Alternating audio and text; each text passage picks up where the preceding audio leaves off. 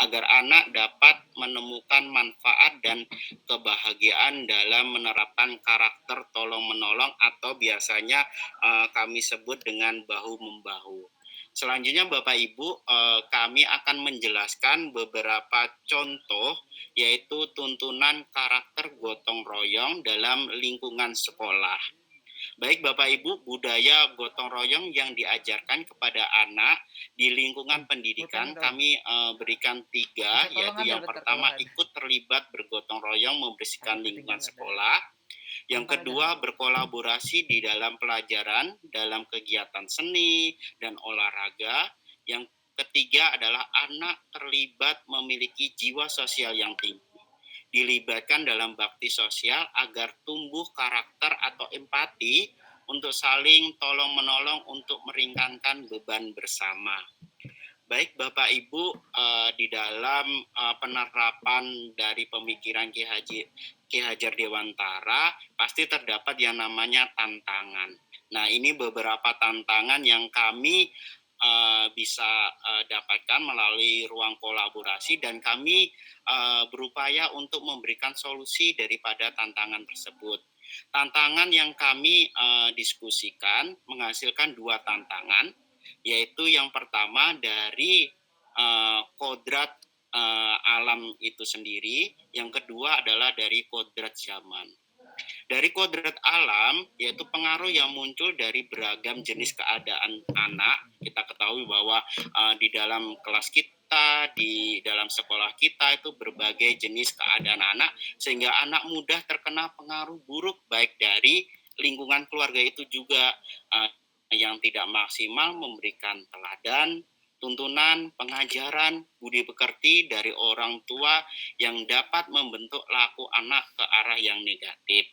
Solusi yang bisa kami berikan yaitu memberikan edukasi, kalau biasanya di sekolah yang namanya parenting atau pendidikan keluarga.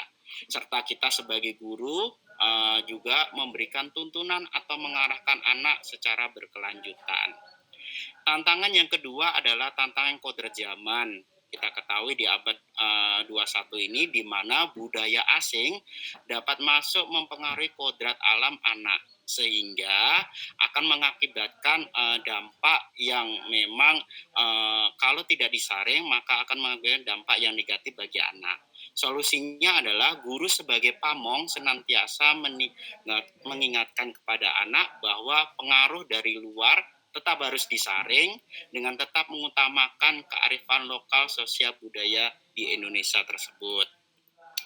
Baik Bapak Ibu, dari beberapa tadi yang kami sampaikan tentang pemikiran Ki Hajar Dewantara, kita bisa mengambil, kelompok kami mengambil satu kekuatan pemikiran dari Ki Hajar Dewantara yang tujuannya adalah menebalkan laku murid di kelas atau di sekolah. Kita ketahui bahwa menguasai diri merupakan tujuan pendidikan dan maksud keadaban.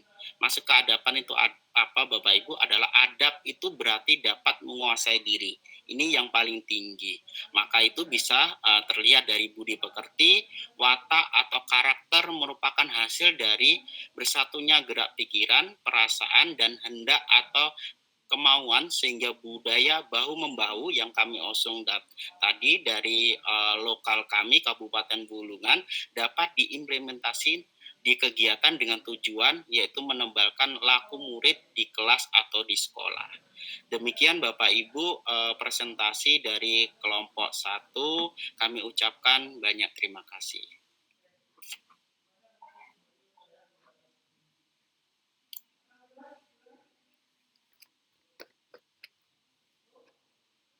Baik Bapak Ibu, silakan Pak Sudarmuji langsung memandu ya.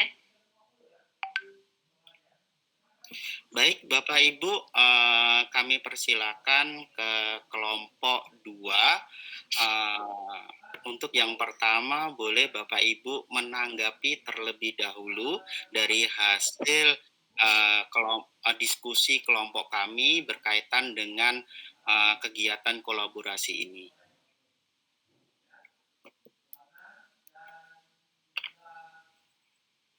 Baik, mohon izin untuk menanggapi dari kelompok 2. Listiawati, kami persilakan Bunda. Baik, terima kasih Pak Sudarmuji. Assalamualaikum warahmatullahi wabarakatuh. Waalaikumsalam warahmatullahi wabarakatuh.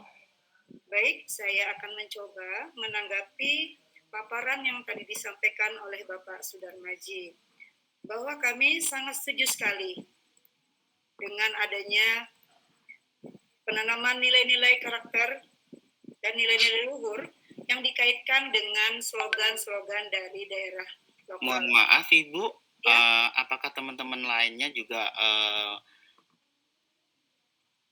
berkaitan dengan apa yang disampaikan Ibu Listiani, terganggu akan jaringan atau saya sendiri? Saya jelas. Aman ya, lancar Pak. Aman. Ini aman.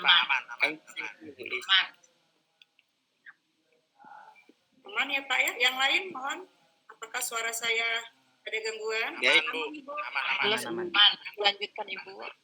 Jelas Bu. Jelas ya. Baik, saya lanjutkan ya Pak.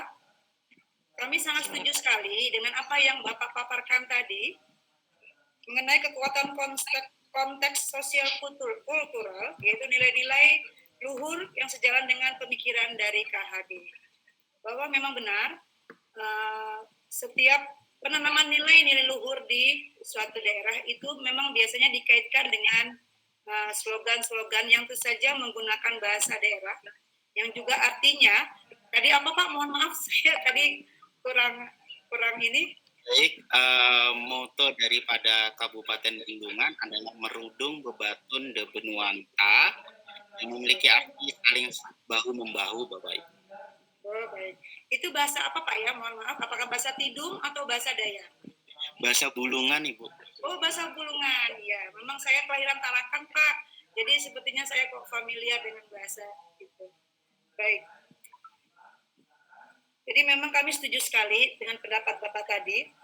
Kemudian yang kedua, bahwa memang kekuatan kontekstual sosial kultural ini, seperti Bapak sampaikan tadi bahwa budaya gotong royong, kolaborasi dengan kegiatan sekolah, dan juga melibatkan anak untuk mengikuti kegiatan sosial, seperti untuk menumbuhkan rasa empati. Memang benar Pak ya, memang sejak usia dini termasuk kami, PAUD, ketiga hal ini kami tanamkan di sekolah kami.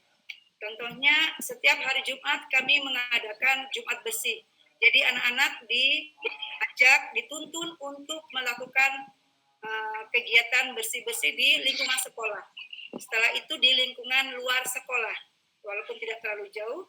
Kemudian juga berkolaborasi setiap kegiatan, kita melibatkan anak. Contoh kita ada pembelajaran proyek Pak, membuat telur asin, anak kita libatkan. Kemudian membuat kreativitas, anak kita libatkan. Bahkan ide-idenya kami tawarkan. Teman-teman, minggu depan tema kita ini, kira-kira teman-teman mau melakukan apa? Dari 16 anak ada 16 ide, seperti itu. Nah, tapi kami sepakatin bahwa minggu ini kita boleh ya kegiatannya ini, nanti insya Allah ke depannya kegiatannya ini kita lakukan. Kemudian yang ketiga, melibatkan anak untuk melakukan kegiatan sosial ya Pak ya. Seperti kami mengajak anak untuk menumbuhkan rasa empati dengan cara mengumpulkan baju-baju bekas layak pakai. Kemudian juga memberikan santunan buat anak yatim piatu di panti asuhan, seperti itu. Dan yang ketiga tadi ada tantangan dan solusi ya Pak ya. Yang saya tangkap tadi adalah yang paling saya senang banget itu adalah pengaruh barat. Benar sekali Pak, apalagi di zaman COVID ini anak-anak menggunakan media HP, YouTube, TikTok, itu semua banyak sekali itu pengaruh dari barat.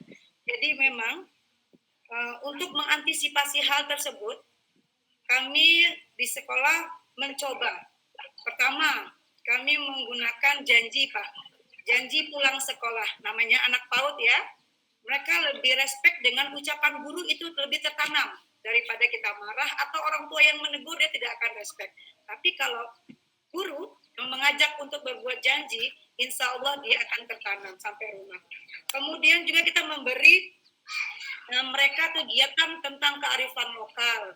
Ya, nanti ada di slide kami bahwa dengan permainan tradisional dilakukan sebelum masuk kelas, anak-anak diajak untuk bermain tradisional yang sudah kami list daftarnya ada 40 anak, kami mainkan selama seminggu 4 kali, Senin sampai Kamis secara bergantian.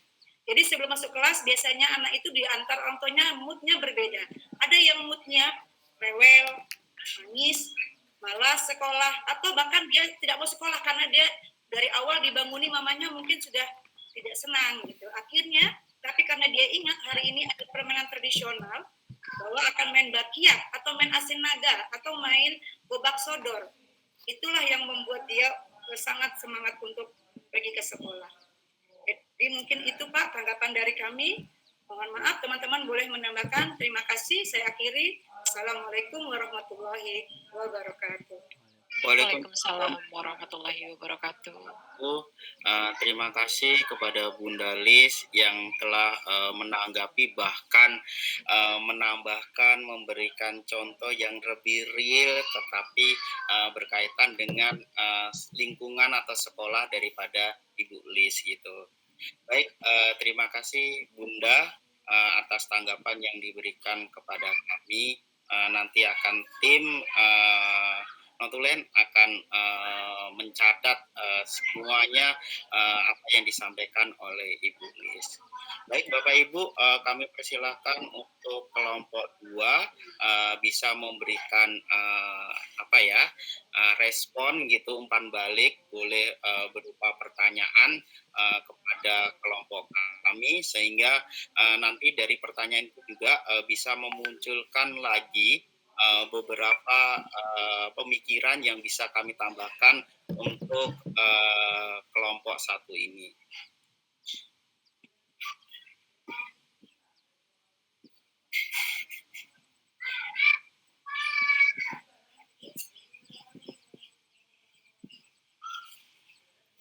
Kami persilakan kelompok 2 untuk memberikan umpan balik kepada kami kelompok 1.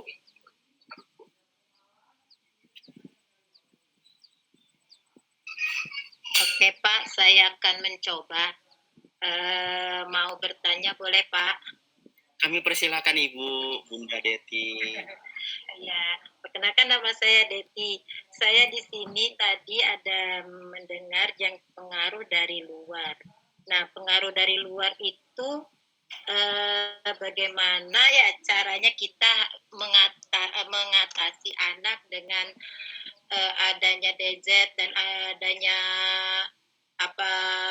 HP dan pokoknya pengaruh dari luar yang TikTok segala itu bagaimana caranya kita untuk supaya anak ini tidak bermain itu gitu. Pada zaman sekarang kan susah sekali anak-anak itu kita hapuskan bermain begitu. Orang tua kadang-kadang yang kurang mengerti, kadang anaknya yang supayanya diem dikasih aja HP atau apalah sejenisnya itu, gadget yang lain lah. Nah, bagaimana cara kita seorang guru ini supaya bekerja sama dengan kita guru, dengan orang tua supaya murid atau anak tersebut tidak memegang gadget lebih dari supaya 1 jam atau apa gitu. Bagaimana caranya kita itu? Itu aja Pak. Terima kasih. Wassalamualaikum warahmatullahi wabarakatuh. Baik, terima kasih Bunda Deti. Bunda Deti di sini menyampaikan dengan tantangan ya yang kami sampaikan terkait dengan potret zaman gitu. Bagaimana kita sebagai guru untuk menanggapi kemajuan zaman ini terhadap pengaruhnya terhadap siswa-siswi kita. Baik, kami persilakan untuk tim kelompok 1 yaitu kepada Ibu Eka, kami persilakan sebagai tim ya Ibu Eka ya. Menjawab. Tim kelompok kami. Kami persilakan Ibu. Ya, baik. Assalamualaikum warahmatullahi wabarakatuh. Waalaikumsalam warahmatullahi wabarakatuh. Saya Ibu Eka Rahmida akan menjawab pertanyaan dari Bunda Deti Marlina ya, Bunda. Kalau kami di sini sebenarnya ada yang positifnya sih ya. Kalau anak-anak bermain misalnya di TikTok, kan namanya perkembangan zaman sekarang kita tidak bisa melarang kan Bunda ya. Jadi kita bisa mendampingi, mungkin kalau kita sebagai guru di sekolah kita berikan ke anak-anak ini, kita arahkan ke positif. Jangan yang kalau bisa misalnya, kan kalau kita sering lihat di TikTok nih, ada kadang pelajaran yang bisa kita ambil ya, misalnya resep-resep membuat kue, ya kan, resep masakan gitu. Nah, ada juga kalau kami sebagai, kalau di sekolah kami kan sekolah penggerak juga ya, kami mau ada visi untuk membawa teknologi itu ya ke dalam sekolah kami. Misalnya nanti anak-anak diberikan proyek tuh kan, proyek. Nah, nanti kamu bisa upload di TikTokmu gitu. Nanti kami nanti dikasih tahu linknya apa, kita bisa lihat, bisa kita kasih masukan positif seperti itu Bunda. Sambil kita berikan arahan, jangan yang negatif seperti itu kan. Kan banyak tuh kalau menurut saya kayak untuk joget-joget apa itu yang tidak baik ya Bunda. Nah, tapi kalau untuk yang lain kan bisa kita manfaatkan TikTok untuk hal-hal yang positif, misalnya mengupload tugas proyeknya, ya kan. Terus mau cari resep masakan, kan ada anak-anak ada yang hobinya memasak, ya kan. Mungkin dari melukis seperti itu kadang dimasukkan juga di TikTok. Banyak kok yang positif di TikTok. Tapi kita tidak bisa melarang sepenuhnya Bunda, tapi kita memberikan arahan, mengarahkan. Baik ke orang tuanya juga kita bisa sambil memberitahu, mungkin komunikasi langsung ya kan. Tolong arahkan anaknya, kalau dia kelihatannya memang suka sekali buka TikTok, tolong diarahkan di rumah bagaimana seperti itu Bunda. Mungkin itu tanggapan dari saya, jawaban dari kelompok kami. Mungkin ada yang bisa ditambahkan nanti kalau ada waktu. Baik, terima kasih. Baik, terima kasih Bu Eka atas jawaban yang diberikan dari pertanyaan Ibu Deti. Kalau bisa diambil kesimpulan di sini, apa yang disampaikan oleh Ibu Eka adalah guru sebagai pamong, pengendali arah dan pemberi arah. Nah, dari situ Bapak Ibu, kalau kita ketahui bahwa kita mungkin akan melawan daripada perubahan zaman tersebut. Tetapi bagaimana kita sebagai guru bisa memanfaatkan perubahan zaman ini sesuai dengan situasi dan kondisi saat ini, dan juga disesuaikan dengan kultur atau budaya di daerah kita. Itu Bunda Deti, jawaban dari kelompok kami. Terima kasih. Terima kasih Bapak. Baik, Bapak Ibu sekalian, demikian sesi pemaparan dari kelompok 1. Kami ucapkan banyak terima kasih atas masukan dan pertanyaan yang disampaikan oleh kelompok 1, sehingga nanti bisa membangun pembahasan yang berkaitan dengan kelompok 1 ini lebih baik lagi. Kami ucapkan banyak terima kasih. Apabila banyak kekurangan di sana sini, kami juga memohon maaf besar-besarnya. Ini adalah hasil daripada kelompok 1. Saya mewakili kelompok 1 mengucapkan banyak terima kasih, dan saya akhiri. Wassalamualaikum warahmatullahi wabarakatuh. Waalaikumsalam warahmatullahi wabarakatuh.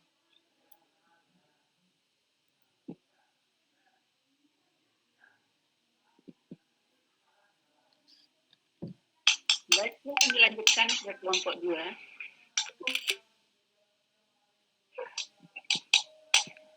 Baik Ibu, izin share screen Ibu.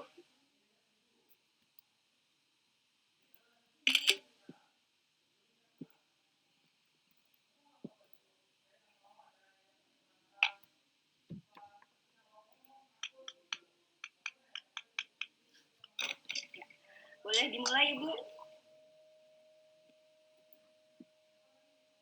Silakan.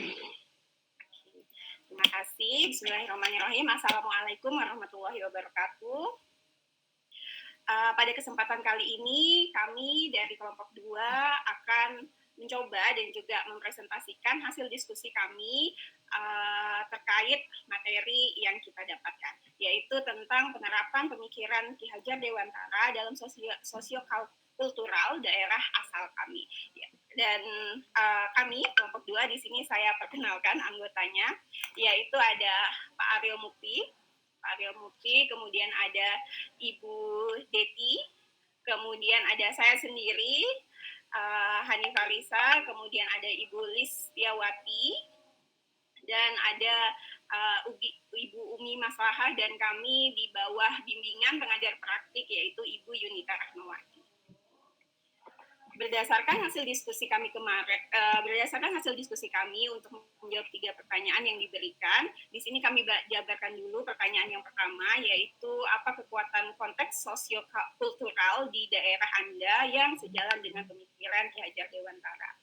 Di sini dari hasil diskusi kami sepakat bahwa kekuatan konteks sosiokultural yang sejalan dengan pemikiran Ki Hajar Dewantara adalah adalah terkait tentang pencapaian kebahagiaan sesuai kodrat anak, di mana ada beberapa contoh yang akan kami berikan bagaimana sih penerapan untuk mencapai kebahagiaan berdasarkan kodrat anak. Kita ketahui anak anak atau manusia itu kodratnya adalah untuk mendapatkan kebahagiaan. Dan beberapa kegiatan yang bisa kita laksanakan yang terkait dengan lingkungan kami yang sifatnya heterogen di sini, yaitu ada aktivitas terkait permainan tradisional, di mana dari permainan tradisional ini diperkenalkan permainan tradisional kepada anak-anak tidak hanya bisa mengenal budayanya mereka, namun juga bisa mendapatkan kebahagiaan dari permainan-permainan tersebut. Kemudian juga ada lagu tradisional yang tadi seperti contoh mungkin yang diberikan Bu Lis, bisa dinyanyikan bersama dengan siswa-siswinya, kemudian juga mengenalkan alat musik tradisional dan juga bagaimana cara menggunakannya, dan ada juga pakaian adat, bahasa daerah, yang semua ini diperkenalkan dengan berbagai macam kegiatan yang bisa kita laksanakan di sekolah. Kemudian pertanyaan yang kedua, yaitu bagaimana pemikiran Ki Hajar Dewantara dapat dikontekstualkan sesuai dengan nilai-nilai luhur kearifan budaya daerah asal yang relevan menjadi penguatan karakter murid sebagai individu sekaligus sebagai anggota masyarakat pada konteks lokal, sosial budaya di daerah Anda. Di sini kami bersepakat bahwa nilai-nilai luhur kearifan budaya daerah yang relevan menjadi penguatan karakter murid sebagai individu sekaligus sebagai anggota masyarakat pada konteks lokal, sosial budaya dapat dikontekstualkan dalam beberapa hal. Di antaranya yaitu adalah penerapan muatan lokal pada kegiatan pembelajaran. Tadi di awal saya menyebutkan bahwa Samarinda adalah salah satu kota yang heterogen, di mana berbagai macam budaya dan juga suku ada di Samarinda. Jadi saya ada melihat dan juga memang ada beberapa sekolah menerapkan muatan lokal yang erat kaitannya dengan budaya yang ada di lingkungan sekitarnya. Contohnya ada muatan lokal bahasa yaitu bahasa Kutai ataupun juga bahasa Banjar. Karena di Samarinda juga banyak masyarakat yang bersuku Banjar. Kemudian di sini disisipkan penguatan karakter, yaitu penerapan senyum, salam, dan sapa di sekolah. Ini bagaimana menerapkannya? Yaitu salah satunya adalah dari kita sebagai guru memberikan contoh gitu, dan memberikan contoh melakukan senyum, salam, dan sapa di sekolah kepada siswa, sehingga siswa pun bisa meniru hal-hal baik tersebut untuk penguatan karakter mereka, khususnya di sini dalam hal sopan santun dan budi pekertinya. Kemudian juga ada penerapan nilai kerjasama dalam bentuk permainan. Biasanya di sekolah setelah ujian ataupun ada event 17 Agustus, di situ biasanya sekolah mengadakan perlombaan yang erat kaitannya dengan permainan-permainan tradisional seperti Asen Naga dan juga yang lain-lain, dan nanti insya Allah akan kami tunjukkan beberapa contoh-contoh permainan yang diberikan kepada siswa-siswa. Kemudian yang terakhir yaitu penanaman nilai karakter berupa suasana kelas yang nyaman dan penataan kelas yang menyenangkan. Nah, di sini siswa juga diajarkan atau ditanamkan nilai untuk bekerja sama dalam bagaimana sih membentuk situasi kelas yang nyaman, yaitu dengan toleransi antar teman, tidak membeda-bedakan status teman, jadi semuanya bekerja sama dan juga bisa bergaul bersama di dalam kelas untuk menciptakan kelas yang nyaman. Seperti itu. Dan juga bersama-sama menata kelas, bagaimana nih kelas ini agar bisa terlihat nyaman, rapi, dan indah dipandang. Seperti itu. Kemudian ini ada beberapa contoh gambar-gambar bagaimana penguatan karakter kepada peserta didik, yaitu dengan mengajak mereka untuk saling berbagi kepada masyarakat ataupun teman-teman sejawatnya. Seperti itu. Di sini ada contoh kegiatan-kegiatan yang dilaksanakan dari sekolah-sekolah kami dan juga sekolah ibu-ibu yang lain. Kemudian ini adalah contoh tadi permainan tradisional, yaitu lompat tali yang diajarkan kepada siswa ini dari sekolahnya Ibu Lis kalau tidak salah. Kemudian di sini juga ada salah satu kegiatan yang melibatkan peserta didik untuk mengikuti suatu event lokal yang ada di Samarinda, yaitu event lokal yang terkait dengan budaya, yaitu di sini SSC Samarinda Sarung Carnival yang diikuti oleh berbagai kalangan siswa, dan ini salah satunya siswa kami juga mengikuti karnival tersebut. Seperti itu. Dan ini pertanyaan terakhir yang kami sepakati, yaitu satu kekuatan pemikiran Ki Hajar Dewantara yang menebalkan laku murid di kelas atau sekolah Anda sesuai dengan konteks lokal, sosial, budaya di daerah Anda yang dapat diterapkan. Kami bersepakat bahwa kekuatan pemikiran Ki Hajar Dewantara yang menebalkan laku murid di kelas atau di sekolah, yaitu kekuatan budi pekerti yang berlandaskan nilai kesopanan, menghargai perbedaan, kerjasama, gotong royong, dan nilai-nilai karakter lainnya yang selalu dikaitkan dengan budaya yang ada di sekitar. Karena kita tahu bahwa berbicara tentang pengalaman, di zaman mungkin di saat saya SD dulu ada mata pelajaran yang namanya budi pekerti yang pada saat itu masih masuk ke muatan lokal. Namun seiring berjalannya zaman di SMP dan SMA saya tidak lagi menemukan mata pelajaran tersebut. Kemudian setelah bergelut di dunia keguruan, saya sedikit tahu bahwa di dalam komponen pembelajaran ada yang disebut dengan kompetensi inti di mana di dalamnya itu sudah diselipkan nilai-nilai budi pekerti, yaitu termasuk semua yang kami sebutkan di sini, gotong royong, kemudian juga karakter lainnya, sopan dan santun, menghargai segala perbedaan, itu masuk ke dalam kompetensi inti ada di setiap mata pelajaran, sehingga seharusnya di semua pembelajaran itu sudah ada mencantumkan atau memasukkan kegiatan-kegiatan atau nilai-nilai yang sifatnya mengasah budi pekerti dan juga karakter peserta didik. Seperti itu. Di sini kami juga memasukkan tantangan dan solusi penerapan pemikiran Ki Hajar Dewantara, karena kita tahu bahwa suatu pemikiran itu pasti ada struggle-nya di depan, pasti ada tantangan yang dihadapi gitu, karena tidak satu keputusan itu tidak selalu didukung oleh semua orang, pasti ada tantangan yang bisa dihadapi.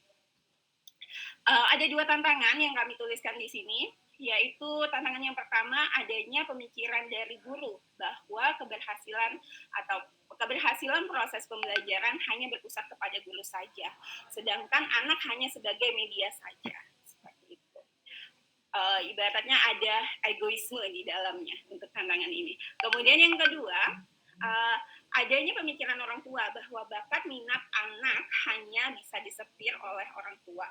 Kurang lebih sama tantangan ini, yaitu satu dari pihak guru yang merasa I'm the best gitu ya, saya merasa semua ini adalah karena saya, dan juga orang tua di sini yang yang merasa menjadi karena itu adalah anakku maka aku berhak untuk menentukan masa depan mereka, seperti itu. Nah, untuk tantangan yang kami sebutkan di sini ada solusi yang di sini kami juga tuliskan. Yaitu membuka pemikiran dan mengubahnya untuk menghasilkan output yang maksimal dengan mengadakan kolaborasi, pemahaman konsep dan juga perbaikan mutu pendidikan agar apa yang menjadi kodrat alam yang dimiliki dapat berkembang dan terrealisasi sesuai kodrat zamannya. Saya rasa di sini untuk memisahkan solusi ini untuk setiap tantangan yang sebelumnya saya sebutkan, untuk tantangan pertama, bentuk kolaborasi di sini bisa diberikan kepada guru-guru dalam bentuk seminar kependidikan atau pelatihan-pelatihan yang seperti yang kita dapatkan sekarang ini, karena kita seperti dimuatkan bahwa pendidikan itu seharusnya seperti ini. Seharusnya seperti ini, tidak berpusat kepada guru atau egoisme guru, namun berpusat kepada siswa atau student center. Kemudian untuk solusi yang kedua tentang pemikiran orang tua juga di sini sifatnya adalah kolaborasi, di mana biasanya sebelum masuk semester baru itu ada parents meeting atau pertemuan dengan orang tua, di mana di dalam pertemuan tersebut di situ ada sesi hearing, saling mendengarkan bagaimana sih orang tua ini ingin pendidikan anaknya seperti apa begitu, dan di situ ada forum dan disitulah tempat berdiskusi bagaimana sih seharusnya kita bisa menuntun ananda atau siswa-siswi ini untuk mendapatkan kebebasan sesuai yang mereka mau, namun tetap on the track atau sesuai dengan jalurnya. Seperti itu. Baik, sekian presentasi yang bisa kami sampaikan tentang diskusi kami. Ya, sekian dari saya. Wassalamualaikum warahmatullahi wabarakatuh. Waalaikumsalam warahmatullahi wabarakatuh.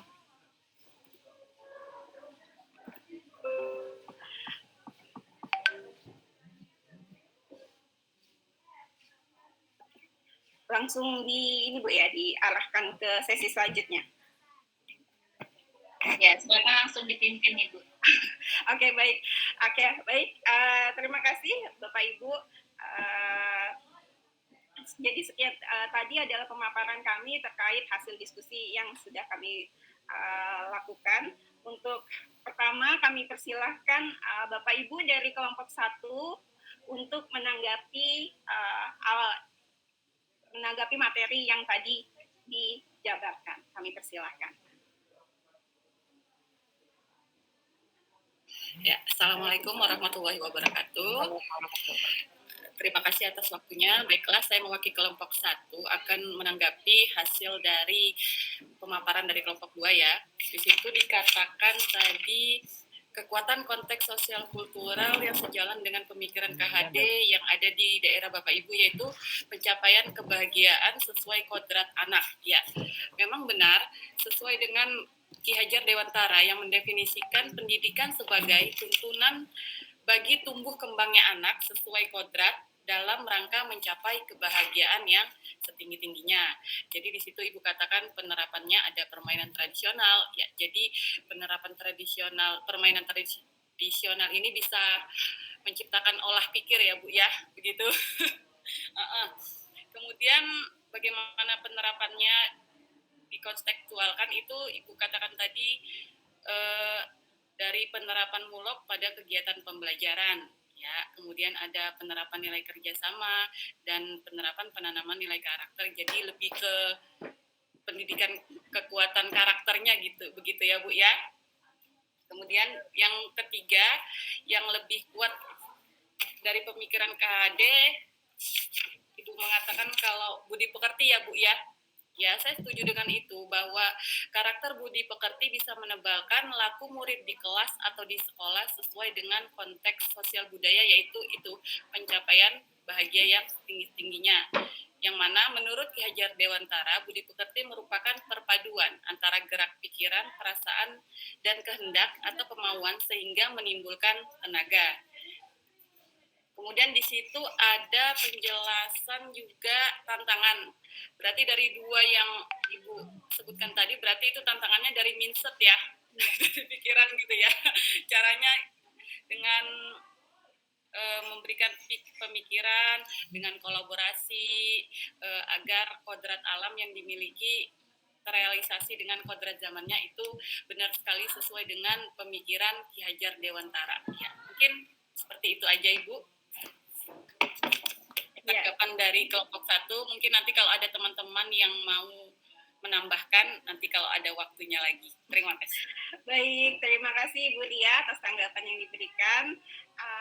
Selanjutnya kami akan langsung mengundang penanya dari kelompok 1. Ya, baik, langsung masuk. Assalamualaikum warahmatullahi wabarakatuh. Waalaikumsalam warahmatullahi wabarakatuh. Terima kasih untuk kesempatan yang telah diberikan kepada kami kelompok 1. Saya Ibu Sundari, mewakili teman-teman dari kelompok 1, ingin mengajukan pertanyaan. Boleh dibantu untuk mengubah slide menjadi karakter yang dijabarkan, mungkin aktivitas yang dilakukan. Ya, baik. Di sini dari kelompok 2 memaparkan bahwa ada beberapa kekuatan konteks sosial kultur yang menjadi kekuatan di mana untuk menumbuhkan pendidikan karakter seperti permainan tradisional, lagu tradisional, alat musik tradisional, pakaian adat, dan bahasa daerah. Pertanyaan saya sederhana, bagaimana keseluruhan ini budaya yang diterapkan di setiap, saya meyakini bahwa 5 contoh yang Ibu dan Bapak terapkan ini beragam, ada diterapkan di sekolah A, ada di sekolah B, kemudian gitu ya. Bagaimana aktivitas-aktivitas untuk menumbuhkan pendidikan karakter ini jika disinggung dengan dikaitkan dengan iklim zaman? Apa solusi atau bagaimana cara supaya anak-anak kita yang di masa peradaban yang selalu berkaitan dengan situasi abad 21, bagaimana sikap dan tindakan yang Bapak Ibu lakukan agar hal-hal ini tetap menjadi ketika dihadapkan dengan situasi global, bagaimana teknik dan cara gitu supaya hal-hal ini tetap menjadi budaya yang melekat kepada anak. Itu saja mungkin bisa dipahami pertanyaan saya, Ibu. Insya Allah bisa, Ibu.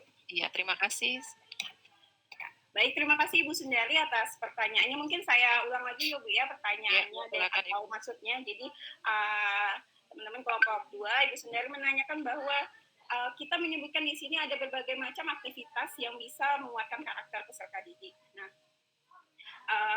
beliau bertanya bagaimana sih kegiatan ini diterapkan di sekolah untuk tetap memperkuat karakter-karakter peserta didik itu, dan bagaimana sih, karena kan kita tahu bahwa zaman semakin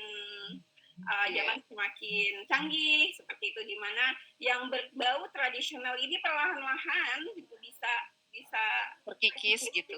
Jadi bagaimana sih kita memperkuat hal-hal yang berbau tradisional ini atau berbau budaya daerah, budaya lokal untuk tetap kuat di zaman global ini, bersaing dengan abad 21 gitu. Bagaimana upaya yang teman-teman lakukan gitu. Ya. Baik. Silakan Pak Aryo untuk tim jawab yang bisa membantu menjawab pertanyaan dari Bu Sundari. Oke, sebelumnya saya mau ngetes sound dulu, ini kedengaran apa enggak suara saya? Kedengaran Bapak? Ya, jelas Bapak. Oke, baik Bu Sundari dan kelompok 1, terima kasih atas pertanyaannya tadi. Yang pertama mengenai bagaimana pengaplikasiannya kalau di sekolah ya. Jadi ada banyak cara untuk mengaplikasikan hal tersebut, karena kita tahu bahwa sekolah itu isinya tidak melulu belajar kan, seperti itu ya. Dalam arti tidak melulu semuanya di kelas, kemudian kita juga bisa beraktivitas di luar, dan hal tersebut bisa kita aplikasikan ketika misalnya kita punya kegiatan-kegiatan, ada PHBN, kemudian PHBI, peringatan Hari Besar nasional seperti itu. Nah, itu salah satunya bisa kita aplikasikan di kegiatan-kegiatan tersebut yang notabene cukup sering gitu ya di Indonesia.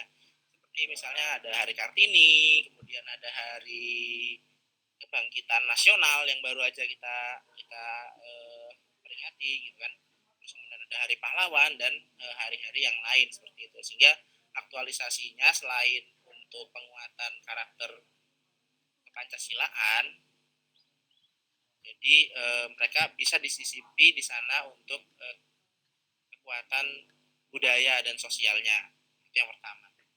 Yang lainnya bisa juga mungkin membentuk, apabila kalau sekolah-sekolah yang punya karakter internasional gitu kan, mereka punya hari-hari khusus mungkin untuk berbahasa asing. Nah, kita bisa buat hari-hari khusus untuk berbahasa daerah seperti itu. Namun ya tidak saklek. Kalau penerapannya mungkin kalau misalnya seperti di TK itu mengajari 4 sampai 5 kata berjenjang, nanti di SD mungkin 1 kalimat, nanti ketika di SMP mungkin bisa ngobrol tertatih-tatih begitu kan, di SMA nanti jual belinya pakai bahasa daerah, mungkin seperti itu ya. Jadi sambil pengenalan juga bahwa bahasa daerah yang dimiliki oleh masing-masing individu itu berbeda, dan sambil mengenali juga, oh ini bahasa Bugis misalnya, oh ini bahasa Banjar, oh ini bahasa Kutai, nah seperti itu. Jadi ada pengenalan juga, dan mereka juga akhirnya paham, oh ternyata kamu orang Bugis, oh ternyata kamu orang Banjar, nah seperti itu. Jadi ada hari di mana mereka berbahasa daerah gitu. Kemudian bagaimana caranya kita mempertahankan karakter sosial budaya yang tadi seperti lagu daerah, kemudian alat musik, kemudian ada permainan tradisional di abad 21 yang semakin maju. Kita tahu bahwa sekarang itu baik orang tua maupun anak-anak itu haus akan pengakuan eksistensi di media sosial kan, seperti itu ya. Jadi sebenarnya bagaimana caranya supaya kita bisa terus record atau kita bisa punya jejak digital untuk tetap memberikan satu ruang kepada warisan budaya kita yang itu dilakukan oleh anak-anak, terus kemudian hasrat mereka untuk menunjukkan eksistensinya itu juga tercapai seperti itu. Jadi bisa saja kolaborasi untuk memakai baju daerah mungkin, atau kita seperti yang tadi dilakukan oleh salah satu murid kami, ikut dalam satu event fashion show misalnya. Nah, itu bisa tetap dilakukan, dan itu juga di sana ada nilai-nilai karakter atau keterampilan abad 21 yang kita lakukan gitu. Jadi yang dilakukan oleh anak-anak itu untuk desain kostum yang dipakai di fashion show itu mereka sendiri yang rancang dan mereka sendiri yang buat. Jadi kita ini sifatnya hanya membantu saja dan menyempurnakan gitu. Nah, sehingga ada creative thinking di sana, ada kolaboratif di sana, ada komunikasi juga begitu kan. Jadi ada keterampilan abad 21, kemudian di abad 21 ini arus media sangat hebat, nah, sehingga kita bisa gunakan itu untuk semakin memberitahu kepada orang-orang bahwa Kalimantan Timur, Samarinda itu punya alat musik sampai misalnya. Sampai ya, bener ya saya ngomongnya ya. Sampai ya. Atau misalnya Kalimantan Timur itu ternyata ada banyak suku di sana. Ada suku Banjar, ada suku Jawa, ada suku Kutai, begitu kan. Ada suku Dayak. Dayaknya Dayak, misalnya Dayak apa? Ada Dayak kan, Dayak macam-macam ya. Ada Dayak Kenya. Nah, demikian. Jadi kalau menurut saya di abad 21 ini dalam tas anti lah ya. Memang kita tahu bahwa input ke anak-anak itu sangat deras ya, sangat deras sekali dan susah sekali untuk dikontrol. Tapi sebenarnya kita mampu berselancar di atasnya seperti itu. Dengan apa? Dengan memfasilitasi mereka, dan mereka sangat senang sekali mengetahui bahwa ada bentuk-bentuk yang di luar di luar kebiasaan mereka seperti itu kan. Baju-baju daerah itu kan bentuknya unik-unik begitu kan. Alat-alat musik itu kan tidak seperti alat musik yang biasanya, dan mereka sangat tertarik untuk itu. Ini terutama saya ngomong anak SMA ya gitu ya. Mereka sangat tertarik sekali. Oh, gimana ini Pak cara mainnya? Serius kan? Ya. Atau mungkin mereka lihat ada bulu-bulu ini pakai buat apa? Ini pakai buat nari. Gimana tarian apa kira-kira? Nah, seperti itu. Kemudian nanti kita olah, kita rekam, kita edit dengan baik bersama dengan mereka. Proses selanjutnya mereka yang melakukan, insya Allah mereka lebih luar biasa, lebih jago gitu ya kalau dalam hal misalnya seperti editing, fotografi, videografi, mereka lebih jago gitu, karena mereka juga ini zamannya mereka seperti itu. Nah, jadi Seperti itu mungkin Kalau aku langsung harapannya bisa menjawab pertanyaan dari Bu Sundari dan kelompok 1 tentang bagaimana budaya ini bisa tetap lestari di abad 21 yang semakin deras arus informasinya. Terima kasih. Ya, baik Pak Aryo, terima kasih atas jawabannya, atas pertanyaan Ibu Sundari. Mungkin teman-teman nanti bisa menanyakan hal yang terkait untuk bisa mengembangkan lagi materi yang sedang kita bahas ketika ada waktunya. Jadi Bapak Ibu, untuk menyimpulkan hasil dari presentasi kami di sini bahwa kami menyebutkan ada berbagai macam kegiatan-kegiatan yang bisa kita gunakan untuk menguatkan karakter peserta didik di sini dan juga menguatkan lagi budi pekerti peserta didik. Di sini tadi juga atas jawaban dari Pak Aryo bahwa kegiatan-kegiatan tersebut bisa saya rasa semua sekolah lakukan dengan melaksanakan perayaan PHBN yang saya sering sekali lihat di sosial media beberapa tahun akhir ini bahwa kegiatan-kegiatan PHBN ini dilakukan beriringan dengan teknologi yang ada seperti pada saat perayaan Hari Kartini semua siswa menggunakan baju tradisional atau baju kebaya, baju batik, kemudian post bahkan ada hashtagnya seperti itu. Jadi tidak hanya nilai-nilai tradisional atau nilai-nilai budaya dikenalkan kepada anak, namun juga ini beriringan dengan tujuan zaman sini karena tadi seperti yang Pak Aryo sampaikan bahwa anak-anak ini juga senang akan keeksistensiannya mereka gitu dengan mempost sesuatu yang dianggap bermanfaat seperti itu. Baik, Ibu izin sekian presentasi dari kami kelompok 2. Tentu saja pada saat berjalannya presentasi ini ada salah dan juga salah kata dan juga hal-hal yang menyinggung Bapak Ibu. Saya dan mewakili teman-teman mohon maaf. Semoga apa yang kami sampaikan. Maaf Bu Ani sebentar. Tadi tanggapan sebelum ditutup ya, ada satu lagi pertanyaan. Silakan ditanyakan dulu ya. Oh, pertanyaan satu lagi Ibu. Ya, itu kan baru satu tanggapan ya. Oke, coba ditanya dulu. Yang dari Bu Sundari tadi pertanyaan Ibu. Oh, tanggapan adakah? Tanggapan tadi sudah disampaikan oleh Ibu Lia. Oh, Bu Lia ya. Oh, iya. Sudah ya. Oh, jadi ya, boleh ditutup ya Ibu ya? Ya, boleh. Okay. Baik, Bapak Ibu, mohon maaf atas kurang dan lebihnya. Semoga apa yang kami sampaikan berkenan di hati Bapak Ibu. Sekian dari saya. Wassalamualaikum warahmatullahi wabarakatuh. Waalaikumsalam warahmatullahi wabarakatuh. Silakan ditutup ya. Baik Bapak Ibu sekalian, luar biasa ya sore ini. Saya sendiri ya, saya kok seperti berada di Kabupaten Bulungan, seperti berada di Samarinda. Oh begini ya gitu. Luar biasa ya kultural kita ya yang begitu beragam Bapak Ibu ya. Jadi Bapak Ibu belum juga lihat Sumatera Barat seperti apa ya. Wah ini luar biasa. Tadi seperti pertanyaan tadi menarik sekali ya. Bagaimana dengan kekinian ya. Bagaimana dengan luar biasa ya tekstual dan dengan tantangan yang kita hadapi, anak-anak sudah seperti tak kenal dengan budaya kita ya. Wah kalau ini betul-betul Bapak Ibu ya kita kaitkan dengan kekinian, dengan karakter yang mesti kita tebalkan ya Bapak Ibu. Ini betul-betul menjadi usaha kerja keras kita ya Bapak Ibu ya. Ketika mereka kembali ke adat budayanya, bukan berarti mereka kembali ke masa lalu ya, seperti yang mungkin dianggap sebagian orang seakan-akan kembali ke masa lalu ya. Toh kita ada di zaman sekarang ya, tidak seperti hal-hal karakter yang luar biasa, adat budaya, adab juga ya, adab yang mungkin mulai terkikis di generasi kita hari ini ya. Masya Allah luar biasa. Saya sendiri lebih mengenal begitu ya, ada dua budaya ya.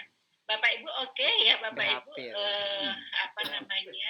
sebetulnya nanti ada sesi-sesinya lagi, ada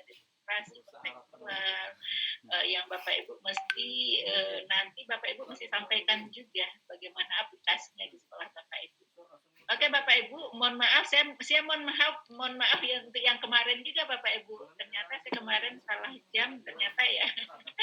Harusnya kita tutup pukul berapa? Pukul 14.55 di saya atau 17.55 di Bapak Ibu. Kita selesai kemarin pukul berapa ya? 17.30 lebih kurang ya. Ya, oke Bapak Ibu, ada ini ya, saya salah lihat jadwal ternyata ya, karena di pikiran itu antara Wita dan WIB ini kadang apa ya, agak ini di kepala saya ini pukul berapanya. Oke Bapak Ibu, sebelum kita apa ya masuk ke sesi akhir, saya minta refleksi dari salah satu ya, masing-masing satu kelompok satu refleksi tentang hasil diskusi dan presentasi kita hari ini. Silakan siapa yang akan mewakili kelompoknya untuk melakukan refleksi. Mau kelompok satu dulu atau dua dulu boleh juga. Dua dulu deh, tadi sudah satu duluan.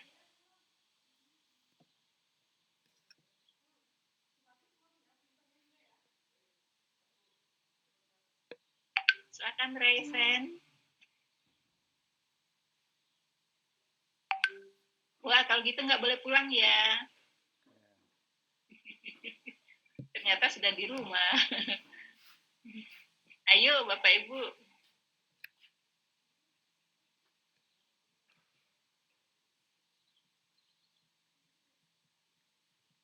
Kelompok satu dulu juga boleh.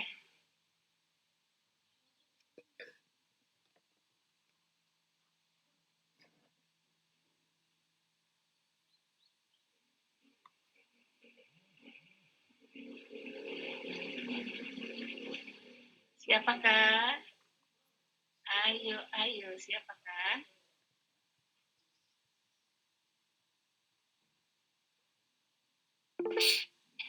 Ya, Ibu Sundari, silakan. Ibu Sundari, kelompok satu ya. Iya, Ibu. Silakan siap-siap nanti kelompok 2. Silakan Bu Sundari. Terima kasih. Sama sepertinya, jadi kami tunggu-menunggu. Saya berupaya untuk memberikan teman-teman kesempatan, tapi mungkin saya lebih dulu ya Bu daripada teman-teman. Mohon maaf ini teman-teman dari kelompok 1. Jadi di sini saya mencoba memberikan refleksi dari apa yang sudah kita paparkan bersama, baik dari kelompok 1 maupun kelompok 2. Pada intinya hal yang ingin kita tarik benang merahnya adalah kita sebagai seorang pendidik harus senantiasa membentuk dan menuntun karakter anak agar mereka mampu menguasai diri. Jadi adab daripada pendidikan karakter yang kita tanamkan kepada anak itu tercermin jika anak mampu mengendalikan diri. Jadi apakah keberhasilan seorang pendidik itu terrealisasi wujud kesuksesan kita memoles dan menebalkan laku baiknya diwujudkan anak dengan penguasaan diri, di mana anak bisa menyaring segala sesuatu, anak bisa membentengi dirinya, kemudian mereka bisa menimbang segala sesuatu apa yang mereka lakukan itu benar apa tidak. Jadi ini tujuan dan fungsi seorang pendidik, bagaimana kita tidak hanya sebatas menuntaskan kewajiban bagaimana dapat menuntun tingkah lakunya, tapi bagaimana hal-hal yang kita biasakan, mulai dari seperti yang teman-teman katakan bahwa pembiasaan karakter melalui kegiatan kolaborasi, kemudian kerja gotong royong, kemudian mereka kita tuntun untuk tidak terbiasa untuk seperti kayak bisa memfilter atau menyaring budaya-budaya yang masuk dari luar. Itu adalah bagaimana keberhasilan itu diwujudkan, bagaimana anak mampu menguasai diri. Sesuai dengan pendapat Ki Hajar Dewantara di sini, bila kita kaitkan ketika anak telah dituntun menerapkan aktivitas bahu-membahu, jadi seperti yang kami kaitkan, dengan cara apapun anak merasa merdeka dan bahagia karena anak itu merasa bahwa mereka berkontribusi. Mereka itu memiliki peran sesuai dengan kemampuannya untuk dapat aktif melakukan apapun yang mereka lakukan, memajukan segala sesuatu yang mereka inginkan sesuai dengan batas kemampuannya. Jadi itu saja, bahwa tugas seorang guru memang menuntun, tapi bukti keberhasilan kita dilihat daripada tingkah laku anak itu, bagaimana apa yang kita lakukan selama ini di sekolah melalui pembiasaan berhasil atau tidak.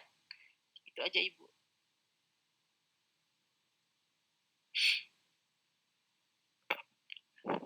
Ya, nampaknya Ibu masih mikrofonnya Ibu Rahma.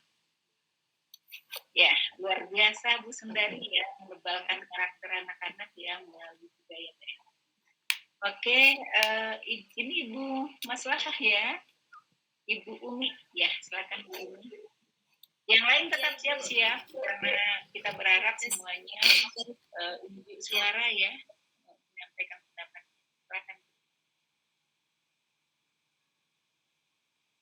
Ya, mohon maaf Ibu sebelumnya baru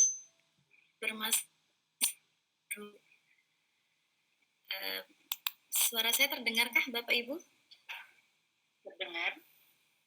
Dengar agak Apakah suara sendat-sendat saya tapi Ibu. terdengar? Terdengar. Iya. Ya. Baik Bapak Ibu, terima kasih atas waktu yang diberikan untuk kelompok 2.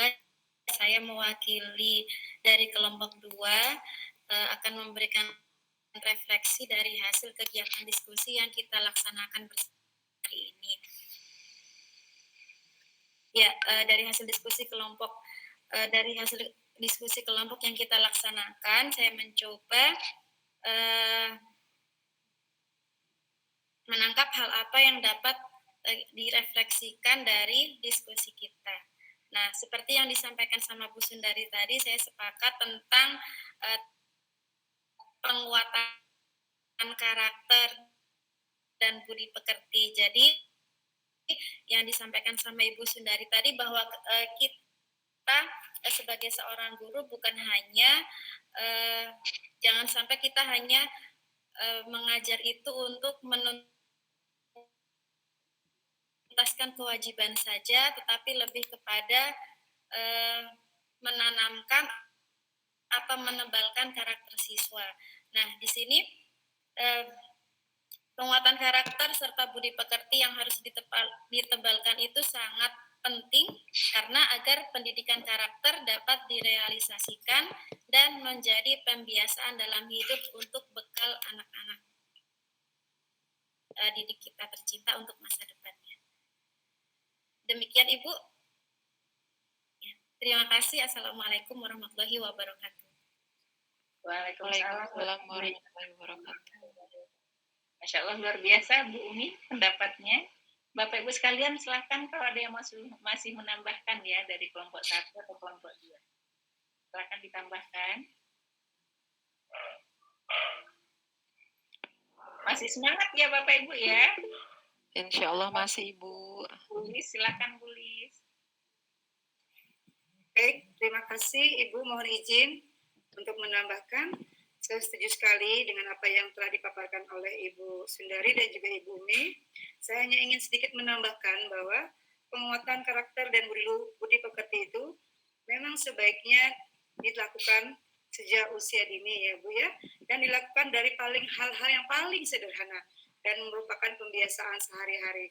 Contoh kecil saja, mengucapkan salam sebelum masuk ruangan, kemudian bertemu dengan seseorang, kemudian mengucapkan terima kasih, kemudian juga mengucapkan maaf apabila salah, kemudian mengucapkan kata tolong apabila minta bantuan, dan juga karakter yang paling penting adalah membuang sampah pada tempatnya. Dan hal ini kami tanamkan melalui lagu Ibu. Jadi anak-anak itu setiap pagi kami ajak untuk menyanyi, dan alhamdulillah itu tertanam sekali di benak anak-anak dan menjadi habit mereka. Apabila mereka bertemu, masuk kelas Ibu, dia pasti akan ketuk pintu dan mengucapkan salam. Apabila ada bundanya yang ingin masuk kelas dan lupa mengetuk pintu dan mengucap salam, dia akan komplain dan akan meminta bundanya, "Bunda, tadi belum ucap salam." Jadi bundanya lah yang sebenarnya harus memberi contoh. Jadi mungkin itu saja Ibu, memang penanaman nilai-nilai karakter itu perlu dikuatkan sejak usia dini dengan penuh kebahagiaan. Itu tidak sulit. Dengan lagu anak-anak akan senang Ibu. Saya akan coba ya Bu ya membawakan lagunya. Bertemu, ucap salam, memulai baca doa, diberi terima kasih, kalau salah minta maaf, mau lewat bilang permisi, minta bantu bilang tolong, buang sampah di tempatnya, itulah karakter kita. Jadi alhamdulillah Ibu, Masya karena Allah. sering menyanyikan, anak-anak terus terang aja Ibu tidak perlu lagi diteriakin, ayo sampahnya buang di mana, tidak. Jadi dia akan otomatis masuk ke lingkup sekolah, melihat daun yang jatuh aja, otomatis dia tunduk Ibu, mengambil langsung seperti itu. Juga apabila kalau zaman dulu ya Ibu ada orang tua duduk, kita pasti otomatis menundukkan badan sambil ya. Tapi sekarang tidak ada itu Bu. Ajaran di rumah sepertinya awam sekali. Nah, tugas kita lah sebagai pendidik untuk mengulang kembali karakter-karakter melalui habit-habit yang kita lakukan, walaupun dengan kegiatan yang sangat sederhana. Melibatkan anak untuk merapikan mainan dengan lagu beres, rapikan. Anak-anak otomatis berebut, Bunda saya yang menghapus papan tulis, Bunda saya yang merapikan kursi, seperti itu.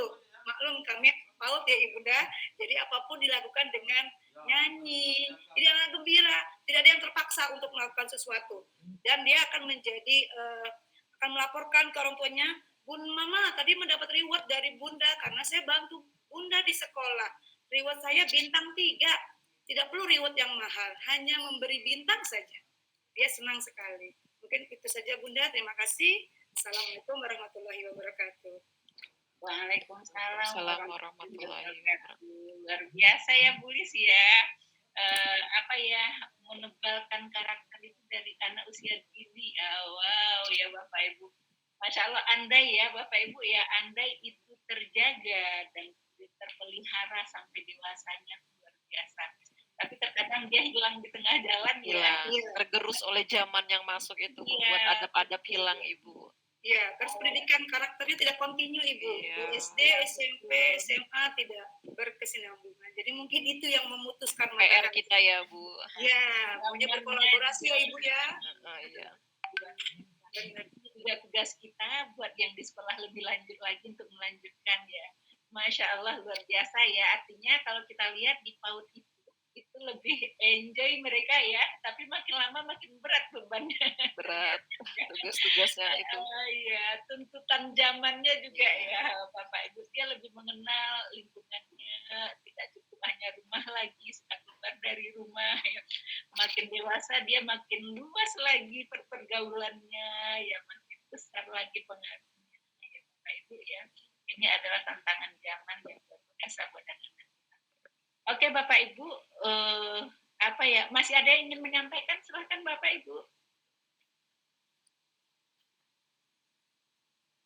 Masih ada refleksi yang mau disampaikan? Ini waktu kita masih ada ya. Ya Pak Muji, silakan Pak Sudarmi. Baik, terima kasih Ibu Rahma Maulida yang telah memberikan kesempatan kepada saya untuk menyampaikan hasil refleksi diri saya. Ini terkhusus refleksi diri saya berkaitan dengan apa yang sudah didiskusikan dari kelompok kami, dan juga kami mendengarkan apa pemaparan yang sudah disampaikan oleh kelompok daripada Kabupaten Samarinda gitu.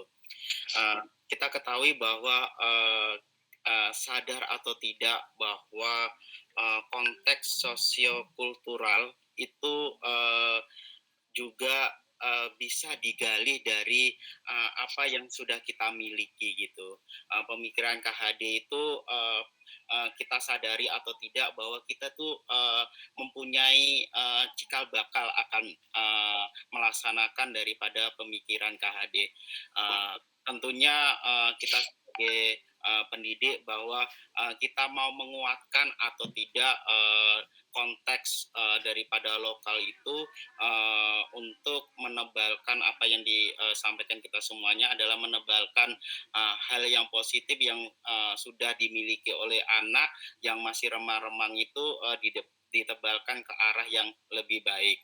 Nah, Bapak Ibu, bagaimana caranya kita semuanya gitu mengkolaborasikan dengan yang konteks lokal ini ke zaman abad 21, apa yang disampaikan oleh Pak Aryo dari kelompok Bapak Ibu semuanya dari kelompok 2 dari Kabupaten Samarinda itu menggugah kita semuanya bahwa itu tidak hanya bisa dilakukan hanya berkaitan dengan zaman zaman modern saja, ternyata konteks lokal, bahkan kami juga dari moto yang kami miliki dari Kabupaten Bulungan itu juga bisa diangkat sesuai dengan pemikiran Ki Hajar Dewantara. Itu saja sih Bapak Ibu yang bisa saya sampaikan. Terima kasih. Baik, terima kasih Bang. Ya, sebuah refleksi yang luar biasa ya Bapak ya, Bapak Ibu ya. Oke Bapak Ibu, masih ada yang ingin disampaikan? Silakan. Ayo, silakan Resen.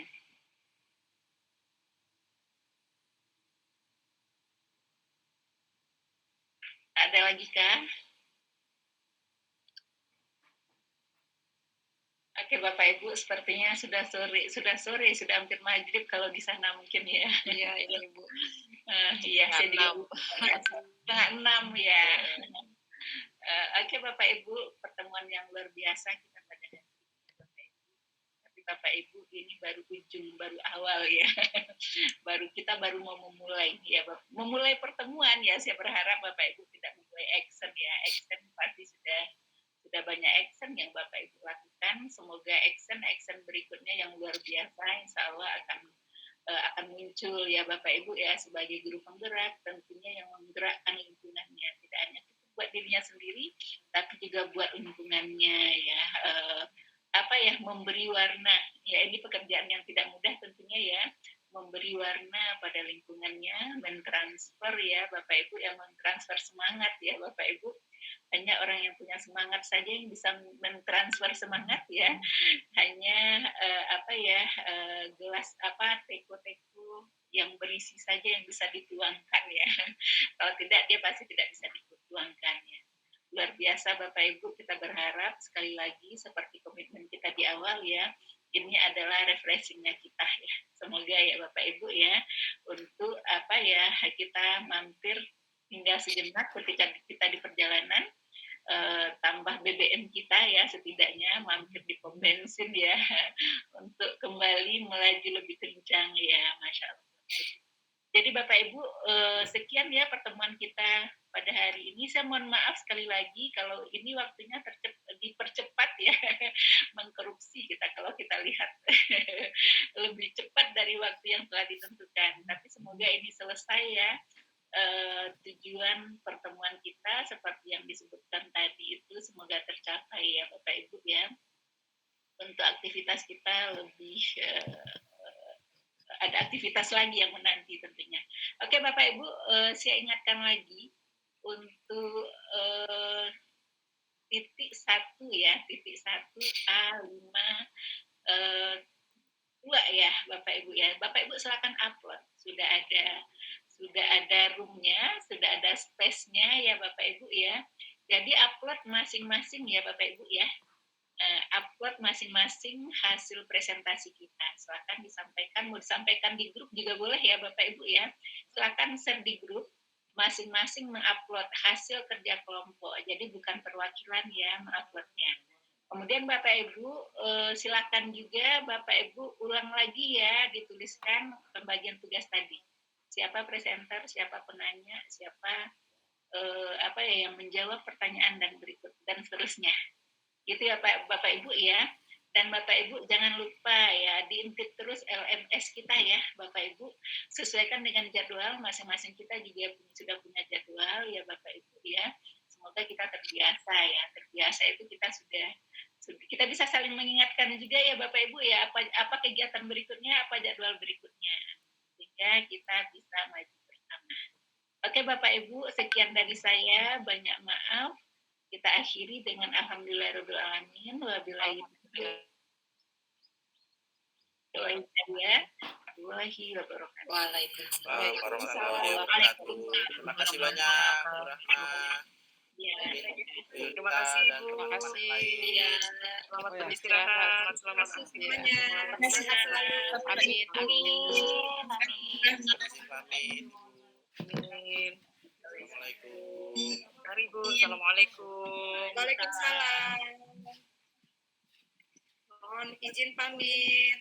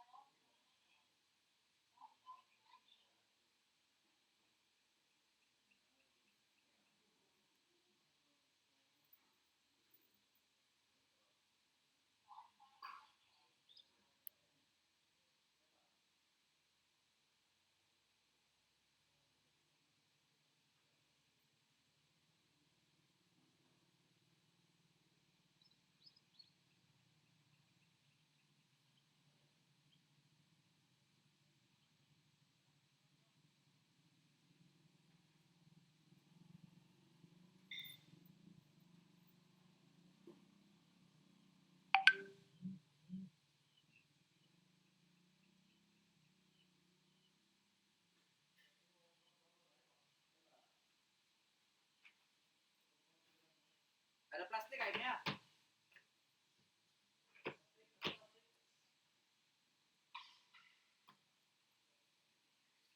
Sholat di rumah aja lah.